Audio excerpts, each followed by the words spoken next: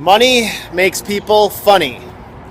That's a fact, Jack. Today what we're going to talk about is how you can safely run your landscaping, excavating, your construction crew without worrying about how to collect from people. I'm going to tell you a few stories. I'm going to tell you some horror stories. And then you are going to never have to live or walk in those shoes again. So let's talk about how money makes people funny. If you go back into my files, I have a video called The Drain Tile Job from Hell. I did this project for my neighbor and friend, and I did not follow my own protocols. Because it was a neighbor and a friend, I got burnt. Because I didn't do what I'm going to tell you that you should do, it came back to bite me in the ass. And I'm still in the collection process on that. How do you save yourself the same headaches, the same hassles? It's not tough. There's really no mystery. Let's walk through this real quick. How do you do this? Well, grab my permit, it's blown away. Simple. When you go out to sign a job, you let your customer know it's $100 to schedule the job. That is non-refundable. What does that mean? That means when they make that decision to hire you as a contractor, they have to give you $100. If they back out, you keep that $100. That is your nuisance fee. Now, as long as they proceed with the project, that $100 comes out of their contract total. The second protocol is the moment you show up on a job site, the moment you arrive, you get half down. That's right, you get half. They see the equipment working there. They see you starting to work. Now, I don't care if this is a one-day job or a 2-week job. Doesn't matter. If you're going to be in and out in one day, that morning you collect half. Now, you may get this feedback, well, I can't be there that day. Oh, that's a great excuse. And the answer to that is, then they can tape a check to the door. If they can't be there, then they can have an authorized representative, one of their kids or family members there, to hand you a check for half down. Either way, you don't start that project. The reason is that is your assurance that at least you'll get half, okay?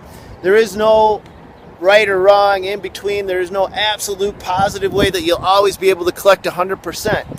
But this assures that you're going to get half. And the last element to this is you collect the balance due. That will be the other half plus the minus the $100. The other half before you leave. Now, the way I put it is, I want half when I start. As soon as you see me show up, you see the equipment getting off the trailer, I want half. And then I want the balance due before my equipment leaves your site. That means when I am anticipating leaving that job, you have to be there, you have to be able to walk, you have to make yourself available to go over the project, and you have to have the funds ready to pay me then and there.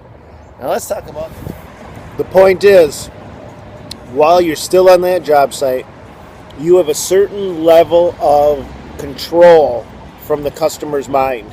Because you're still present, because you're still working, you have more influence, more impact, and more ability to actually collect a check than once you're gone. There's an old saying, out of sight, out of mind. As soon as you leave that job site, you're out of sight, and they're trying to put you out of their mind. But when you're there, your equipment's there, your guys are there, you're in their face. They can't help but feel more responsible, and it's harder to say no to someone and look them in the eyes. It's easy through an email to go, oh, but you didn't do yada yada, or via text message or a phone call. But when you got to look someone face to face, you have a greater chance as the contractor to be able to collect on the debt that is rightly owed to you. Time and material. Sometimes you guys are going to get in what we call time and material job sites, where you don't give them a lump sum bid. You don't give them a $2,000 or a $3,000 bid. What you give them is hourly wages. You You can hear some of the traffic in the background. Sorry about that. You give them hourly rates. What happens is hourly rates protect you from the overall job cost, but to try to collect half down, it's a little tough. In this case, what you'll have to do is you'll have to do what you anticipate. Now I'm air quoting, what you'll anticipate to be the total job cost. But be very careful, because as soon as you throw that number out there, do you know what happens? You become locked in. Flipping nut jobs. You become locked in to that number. Even though you're on time and material rates, because you've given them a lump sum, now you have an anticipated goal. So you have to be very careful how you word that. But you still want to collect something down on a time and material job site. It doesn't matter. If you have a lot of materials, make the customer pay for them. Don't you pay for those materials. Make them pay for them. That way all you're collecting on is the time. That's one less hiccup, one less hurdle that you have to overcome. All right, I want to hear your stories. I'm going to share one of my horror stories, true life story. That's coming up, but I want to hear yours. Who hasn't collected? What issues did you have? I have a video out there called "Don't Get Bit in the Ass, Have a Lien Plan in Place." I want you to go back and review that after you're done watching this video to make sure that you do have a lien plan in place.